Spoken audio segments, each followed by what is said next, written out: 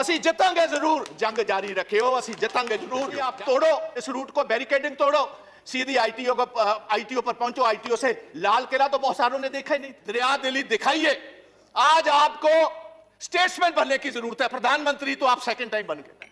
कल 12 पार्टियां के लीडर गाजीपुर गए, पुलिस ने अंदर नहीं जान देते। चंद पूंजीपतियां दे बेनिफिट वास्ते कानून लेके आए ने, ये किसानां दे बेनिफिट वास्ते, किसानां दे हक दे कानून नहीं ने। अगर ये वापस हो गए तो भैया क्या आप अकेला बूझ का सवाल बनाए बैठे हो कि किसान माफी मांगेगा तब हम मानेंगे? लाल किले दे उत्ते जो कुछ होया 26 जनवरी नूं, सानू बड़ा अफसोस, सानू बड़ा दुख है। As a Punjabi, as a Sikh, बस हौसला बना के तुसी किसान वीरो रखियो, असी जितांगे जरूर। जंग जारी रखियो, असी जितांगे जरूर, जंग जारी रखियो।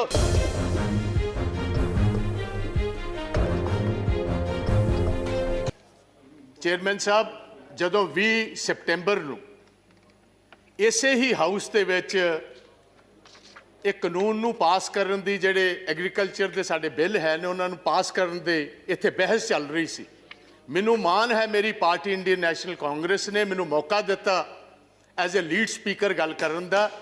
ਮੈਂ ਉਸ ਟਾਈਮ ਵੀ ਇਹ ਗੱਲ ਦਾ ਜ਼ਿਕਰ ਕੀਤਾ ਸੀ ਕਿ ਜਿਹੜੇ ਬਿੱਲ ਨੇ ਇਹ ਕਿਸਾਨਾਂ ਦੇ ਡੈਥ ਦੇ ਵਾਰੰਟਸ ਨੇ, ਤੇ ਕੋਈ ਵੀ ਜਿਹੜਾ ਹਿੰਦੁਸਤਾਨ 'ਚ ਰਹਿਣ ਵਾਲਾ ਮੇਰਾ ਵੀਰ ਹੈ ਉਹ ਕਿਸਾਨਾਂ ਦੇ ਡੈਥ ਵਾਰੰਟਾਂ ਤੇ ਦਸਤਖਤ ਨਹੀਂ ਕਰੇਗਾ। ਤੁਸੀਂ ਵੇਖੋ, ਤੁਸੀਂ ਉਦੋਂ ਗੱਲ ਨਹੀਂ ਮੰਨੀ, ਸਾਡਾ ਹੱਕ ਸੀ, ਸਾਰੀ ਓਪੋਜੀਸ਼ਨ ਮੰਗਦੀ ਸੀ ਕਿ ਬੁਨਿਆਦੀ ਹੱਕ ਜਿਹੜਾ ਕਨਸਟੀਟਿਊਸ਼ਨ ਨੇ ਦਿੱਤਾ ਸਾਨੂੰ ਡਿਵੀਜ਼ਨ ਦਾ, ਇੱਥੇ ਵੋਟਿੰਗ ਕਰਾਈ ਜਾਏ। ਤੁਹਾਡੀ ਉਸ ਟਾਈਮ ਵੀ ਜਿਹੜੀ ਸਰਕਾਰ ਦੀ ਮਨਸ਼ਾ ਸੀ ਉਹ ਸਹੀ ਨਹੀਂ ਸੀ। ਤੁਸੀਂ ਧੋਖੇ ਦੇ ਨਾਲ, ਤੁਸੀਂ ਧੋਖਾਧੜੀ ਦੇ ਨਾਲ ਜਲਦੀ ਦੇ ਵਿੱਚ ਕਾਨੂੰਨ ਬਣਾਉਣਾ ਚਾਹੁੰਦੇ ਸੀ, ਕਿਉਂਕਿ ਕੁਝ ਜਿਹੜੇ ਅਮੀਰ ਆਦਮੀ ਸੀ, ਵੱਡੇ ਕਾਰਪੋਰੇਟ ਹਾਊਸਿਸ ਸੀ, ਉਹਨੂੰ ਤੁਸੀਂ ਬੈਨੀਫਿਟ ਦੇਣਾ ਚਾਹੁੰਦੇ ਸੀ। ਤੁਸੀਂ ਕਾਹਲੇ ਸੀ। ਕੋਰੋਨਾ ਦੇ ਵਿੱਚ ਮੈਨੂੰ ਹੈਰਾਨੀ ਹੈ, ਸਾਰੀ ਦੁਨੀਆ ਜੂਝ ਰਹੀ ਹੈ ਕੋਰੋਨਾ ਦੇ ਨਾਲ, ਸਾਡਾ ਦੇਸ਼ ਜੂਝ ਰਿਹਾ ਕੋਰੋਨਾ ਨਾਲ। 2 ਵਕਤ ਦੀ ਰੋਟੀ ਗਰੀਬ ਲੋਕਾਂ ਨੂੰ ਨਹੀਂ ਮਿਲ ਰਹੀ। ਸਾਡੀ ਮਾਈਗ੍ਰੈਂਟ ਲੇਬਰ ਵਿਚਾਰੀ ਪੈਦਲ ਸਾਈਕਲਾਂ ਤੇ ਬਿਹਾਰ, ਉੱਤਰਾਖੰਡ, यूपी वाल जा रही है। गवर्नमेंट को कोई प्रबंध नहीं उन्होंने वापस कर लेंदा।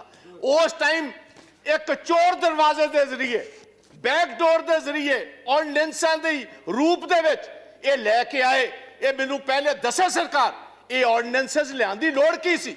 जे असीं 71 साल 72 साल इन्हां कानूनां दी इंतजार कर सकते सी ते 6 महीने होर क्यों नहीं सी कीती जा सकदी? इसे गल कारण अज मोदी साहब ਤੁਹਾਡੀ ਸਰਕਾਰ ਤੇ ਪੰਜਾਬ ਦੇ, ਹਰਿਆਣੇ ਦੇ, ਵੈਸਟਰਨ ਯੂਪੀ ਦੇ, ਰਾਜਸਥਾਨ ਤੇ ਬਾਹਰ ਦੇ ਕਿਸਾਨਾਂ ਦਾ ਫੇਥ ਨਹੀਂ ਹੈ, ਯਕੀਨ ਨਹੀਂ ਹੈ। ਉਹਨਾਂ ਨੂੰ ਪਤਾ ਹੈ ਚੰਦ ਪੂੰਜੀਪਤੀਆਂ ਦੇ ਬੈਨੀਫਿਟ ਵਾਸਤੇ ਕਾਨੂੰਨ ਲੈ ਕੇ ਆਏ ਨੇ, ਇਹ ਕਿਸਾਨਾਂ ਦੇ ਬੈਨੀਫਿਟ ਵਾਸਤੇ, ਕਿਸਾਨਾਂ ਦੇ ਹੱਕ ਦੇ ਕਾਨੂੰਨ ਨਹੀਂ ਨੇ। ਇਹ ਮਹਾਤਮਾ ਗਾਂਧੀ ਦੇ ਦੇਸ਼ 'ਚ ਕਦੀ ਕਿਸੇ ਨੇ ਸੁਪਨੇ ਵਿੱਚ ਵੀ ਨਹੀਂ ਸੀ ਵੇਖਿਆ ਜੋ ਸਾਡੇ ਕਿਸਾਨ ਵੀਰਾਂ ਨਾਲ ਹੋ ਰਿਹਾ।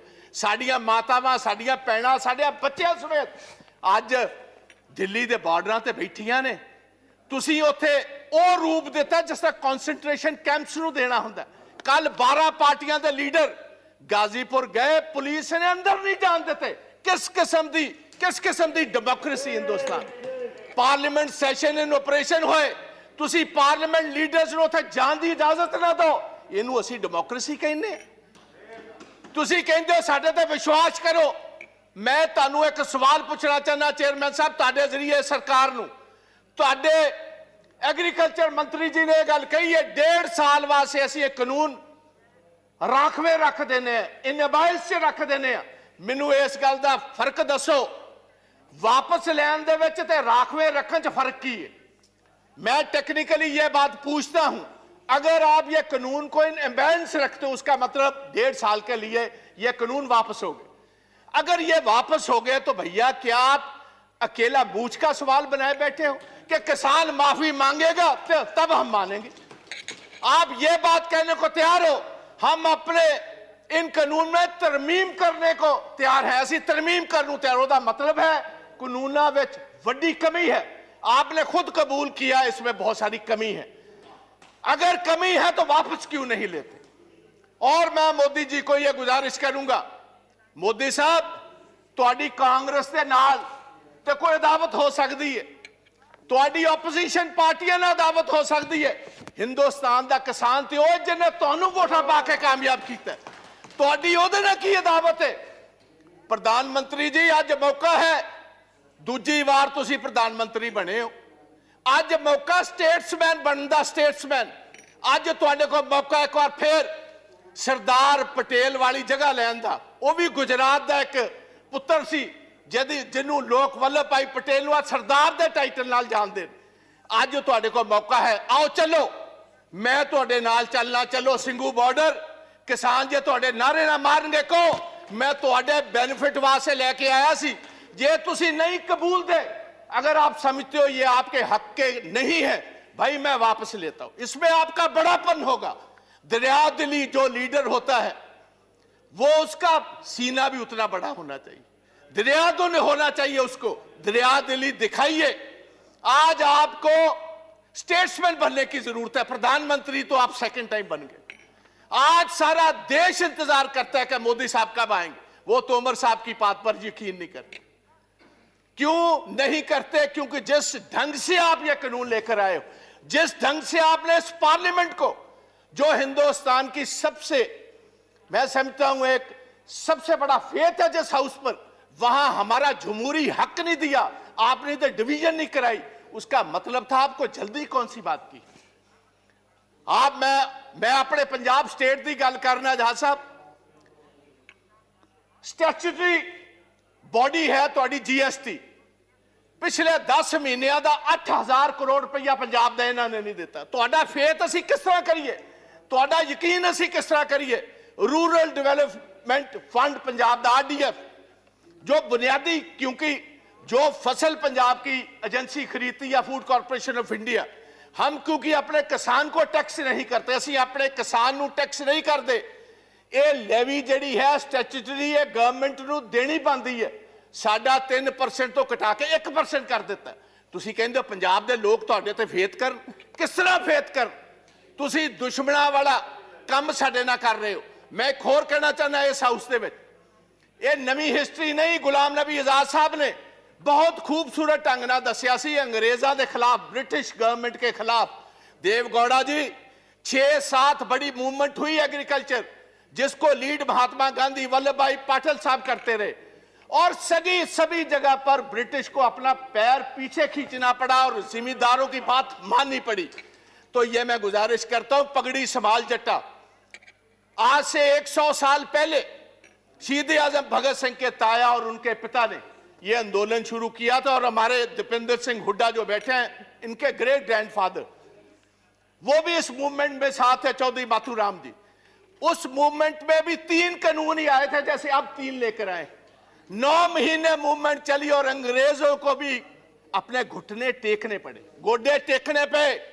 मैं इस पवित्र सदन के विचों कहना चाहना, यही जिक्र सा सुखदेव सिंह ढींडसा ने किया है। लाल किले दे उत्ते जो कुछ होया 26 जनवरी नूं, सानू बड़ा अफसोस, सानू बड़ा दुख है। As a Punjabi, as a Sikh, I condemn that whole incident what happened. सानू तुसी नैशनैलिटी ना सिखाओ। नेशनलिज्म साडा हर एक बच्चा हर महीने नेशनल फ्लैग में लिपटकर हर महीने पंजाब और हरियाणा का आता है। आप हमें नेशनलिज्म सिखाएंगे भाई? आप उनको खालिस्तानी कह रहे हो जो लाल किले की, क्योंकि बहुत सारे लोग हिस्ट्री नहीं जानते। हमारे 9वें गुरु तेग बहादुर महाराज, गुरु तेग बहादुर जी ने किसके लिए शहादत दी थी? उन्होंने शहादत दी कश्मीरी ब्राह्मण्स के लिए। कश्मीरी ब्राह्मण पंजाब में गुरु तेग बहादुर जी के पास आए कि औरंगजेब हर रोज जनायु उतारता है, तलवार के ताकत के साथ वो हमें कन्वर्ट करता है, हमारे धर्म को तब्दील करता है।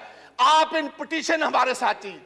जैसे कोई वकील लेकर जाता है, वो इन पिटीशन लेकर औरंगजेब के पास आए, और औरंगजेब ने इसी लाल किले से, जिसका आप जिक्र करते हो, इसी लाल किले से ये कहा जो पिटीशन लेकर आए इसका सिर कलम कर दिया जाए। वहां उनकी शहादत हुई, और उनकी शहादत की याद में जो शीशगंज साहब, शीश कहते हैं गले को, उनकी याद में शीशगंज साहब गुरुद्वारा जो खड़ा है, वो हमारे हिंदू ब्राह्मण कश्मीरियों की वजह से यह शहादत हुई, और आप हमें खालिस्तानी कहते हो। मेरे अपने पिता जो फॉर्मर मिनिस्टर थे, 5 लोगों के साथ पंजाब में 1987 में उनकी शहादत हुई। मेरे अपने बड़े भाई जो ब्रिगेडियर हैं इंडियन आर्मी के, retired, he was the one who was commanding the 192 mountain brigade, जिसने देश के लिए ये टाइगर हिल जीती। He was commanding 192 mountain brigade. आप हमें खालिस्तानी कहते, आप हमें कहते हो एंटी नेशनलिस्ट हैं ये लोग। और मैं ये चाहूंगा on the floor of the house, I demand कि इधर एक सुप्रीम कोर्ट का सिटिंग जज टाइम बाउंड एक इंक्वायरी करे 2 महीने में, ये बताए वो कौन सी ताकतें हैं जिन्होंने, क्योंकि ये जितनी किसान जथेबंदियां हैं इनको टाइम दिया गया था 10 बजे सभी स्टार्ट होंगी दिल्ली के इर्द गिर्द जलूस जो एक पुलिस के साथ, और 8 बजे कुछ शरारती एलिमेंट्स को यह इशारा कर दिया गया कि जो आपको दिया हुआ रूट है उस पर चलने की जरूरत नहीं, आप तोड़ो इस रूट को, बैरिकेडिंग तोड़ो, सीधी आईटीओ पर पहुंचो। आईटीओ से लाल किला तो बहुत सारों ने देखा ही नहीं था। और एक ये भी बात मैं हाउस में बताना चाहता हूं, ओ भैया ये लाल किले जिसकी आप बात करते हो, ये जिस आपको पता मुगल राज में ये स्थापित हुआ है, और 300 साल पहले जो गुरु तेग बहादुर जी की कुर्बानी है, उसके बाद गुरु गोविंद सिंह महाराज, उनके 2 बड़े साहबजादे शहीद हुए। छोटे 2 साहबजादों को जिंदा दीवारों में चिन दिया गया। अगर गुरु गोविंद ना होते इस देश की एक शक्ल ही और होती। आप हमें कह रहे हो, किसी को गद्दार कह रहे हो, किसी को आप एंटी नेशनल कह रहे हो। पहले सोचना, और ऐसा मैं गुजारिश करना चाहूंगा गवर्नमेंट, ऐसा काम मत करो। दुश्मन हमारे बहुत है, जो हमारी फॉरेन पॉलिसीज हैं। आप पाकिस्तान को तो छोड़ ही दीजिए भाई, सारा अरब वर्ल्ड आपके खिलाफ, चाइना आपके खिलाफ, रशिया आपके उल्ट चल रहा है। जाकर आपने वोट ट्रंप की मांगी, बाइडेन आपके खिलाफ। वो आपके साथ भाई कौन है? अगर कुछ आपके साथ नेशनलिस्ट लोग हैं, आप उनको भी तोड़ना चाहते हो, उनको भी डराना चाहते हो, उनको भी धमकाना चाहते हो, ये कभी नहीं चलेगा। और पंजाबी और सिख विशेष तौर प्यार से तो बात आपकी मान सकते, डर से, डरावे से, बंदूक से, तोप से ये डरने वाली कौमें नहीं। इन्होंने तो सारी हिस्ट्री ही शहादत की है। तो मेरी गुजारिश है, ये ब्लैक लॉज वापस लीजिए, ये काले कानून वापस लीजिए। प्रधानमंत्री जी आप कहते हो मैं एक कॉल अवे हूं, भाई किसी के पास आपका नंबर है? किसके पास आपका नंबर है? आप क्यों नहीं इन किसान जथेबंदियों को, ये मेंबर्स ऑफ पार्लियामेंट, इनको साथ लेकर चलिए, हम चलते हैं आपके साथ। आओ आपके जय जयकार के वहां नारे लगवाएंगे। आप इन कानूनों को वापस लीजिए। आप 1.5 साल के बाद नए कानून लाइए, सिलेक्ट कमेटी में भेजिए। जितने स्टेक होल्डर्स हैं, किसान जथेबंदियां हैं, किसान हैं, मेंबर्स ऑफ पार्लियामेंट हैं, चीफ मिनिस्टर हैं, हमारे एग्रीकल्चर साइंटिस्ट हैं, उनको कहिए खेती के लिए, किसानों के लिए कौन सी सबसे बेहतरीन कानून है। कॉर्पोरेट्स के लिए नहीं, कॉर्पोरेट्स को हम बेनिफिट नहीं देंगे। हम किसानों के बेनिफिट के लिए कानून लाओ, हम आगे होकर आपकी मदद करेंगे। आओ एक नई इतिहास की सिर्जना करें। मैं इतना ही कहता हुआ एक लास्ट में जस्ट कहते ने चीर देंदे ने पहाड़ हुंदा जिन्हां नूं जनून, रह के मंजिलां तो दूर किथे मिलदा है सुकून। हारदे नहीं हुंदे मर्द दलेर, बस हौसला बना के तुसी किसान वीरो रखियो। असी जितांगे जरूर, जंग जारी रखियो, असी जितांगे जरूर, जंग जारी रखियो। जय हिंद, जय जवान, जय किसान, वाहेगुरु जी का खालसा, वाहेगुरु जी की फतेह। ये वीडियो अगर आपको पसंद आया हो तो इसे लाइक करें, कमेंट करें, शेयर करें, और हाँ, हमारे चैनल को सब्सक्राइब करना ना भूलें, ताकि देश विदेश से जुड़ी खबरें आप मिस ना करें। क्योंकि कोरोना काल में 2 गज दूरी, मास्क है जरूरी। नमस्कार।